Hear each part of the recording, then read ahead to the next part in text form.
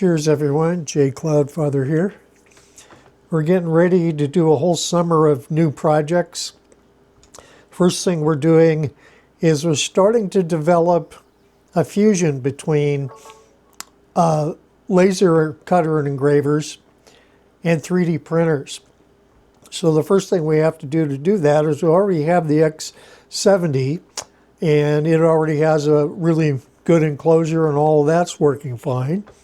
And we have, basically done 6 months worth of work on designing filters and learning how to process certain materials and certain types of operational methods like, line or graphics and so forth on various materials.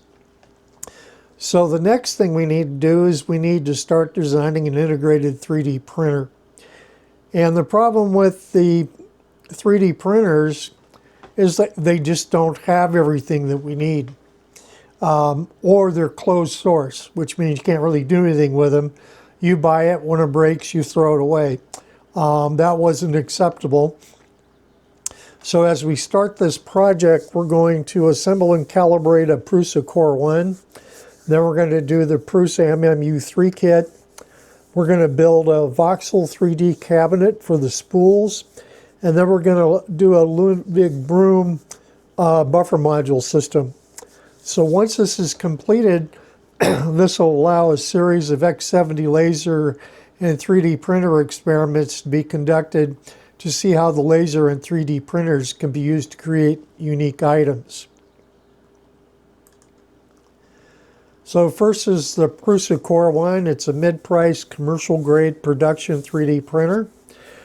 Prusa has a 20-year history of building really excellent printers.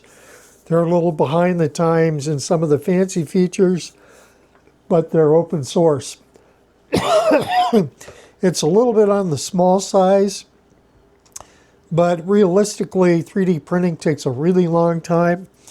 So a 250 by 220 by 270 is actually very practical for commercial use. It's also compatible with all filaments, although sometimes you have to change nozzles and so forth. It's temperature controlled, it's Core XY, it's high performance, and it has a high quality finishing capability. So you can build repeatable, very good quality, minimum rework items with this particular device.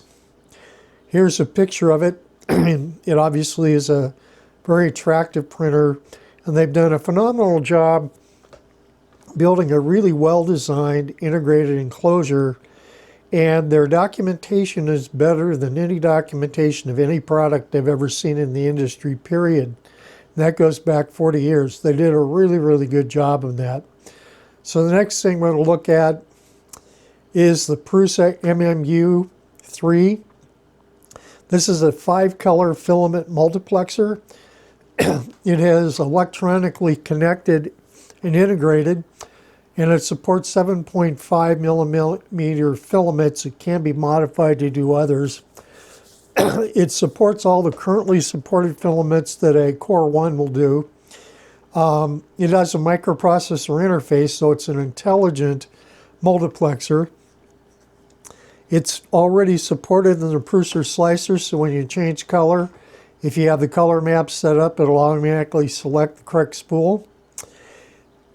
And then as we put the enclosure together, we're going to build it differently. We're going to take advantage of both the voxel and the Ludwig Broom components to fix some of the problems that the current MMU3 has, particularly with the PTFE feeds and the spoolers.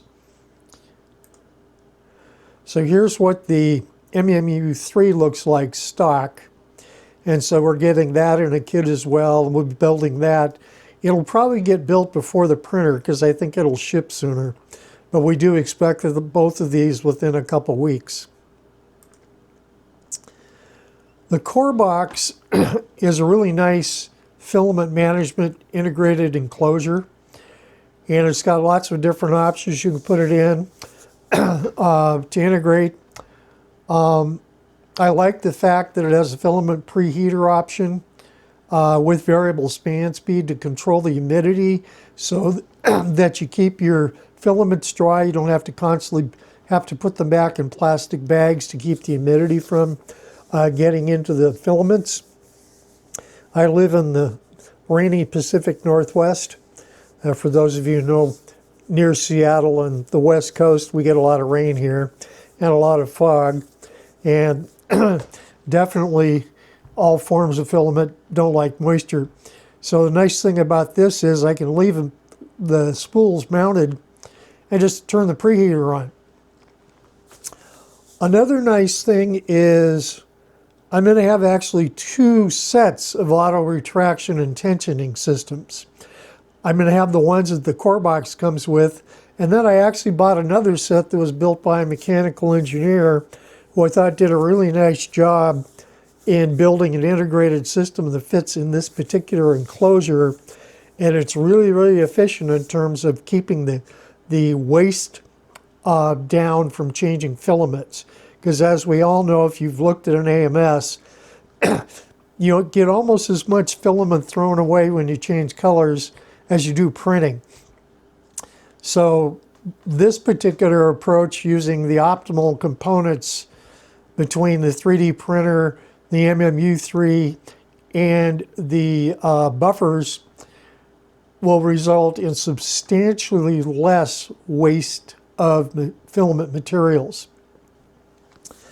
And it also keeps the cable length minimum, which makes it much faster to change, but more importantly, it has less mechanical resistance. Now, it does have a microprocessor, and it integrates with the Core 1, and what it does is it can actually go forward and backwards. And it has custom G codes for that you can just put into a little macro in the currently supported Prusa slicer. So looking forward to playing with that. This is what it should look like when it's all done. Now, this particular picture has the original core box buffers in it, the orange and black. The one we're going to go to here is the Ludwig Broom buffer unit. It's designed to do 5 1-kilogram spools.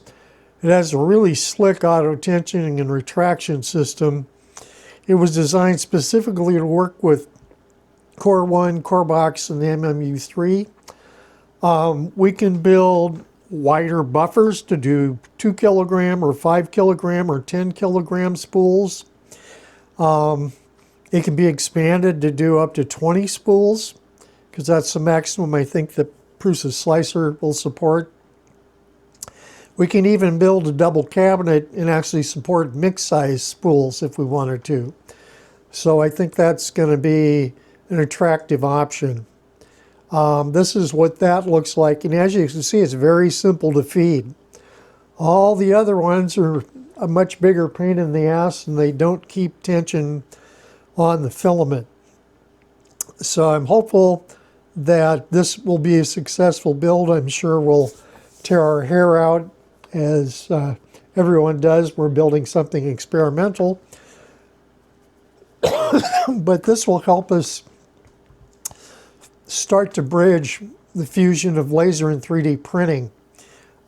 We want to do a bunch of much wider applications. Some of the things we're going to be looking at is actually putting pre-etched glass with laser graphics on it, and then printing on top of that, doing things like frames for 3D images, putting corners on things, being able to build beveled surfaces, which you can't do with a laser because lasers do not have the ability to do a beveled surface. They don't have the ability to tilt or rotate in a radial fashion.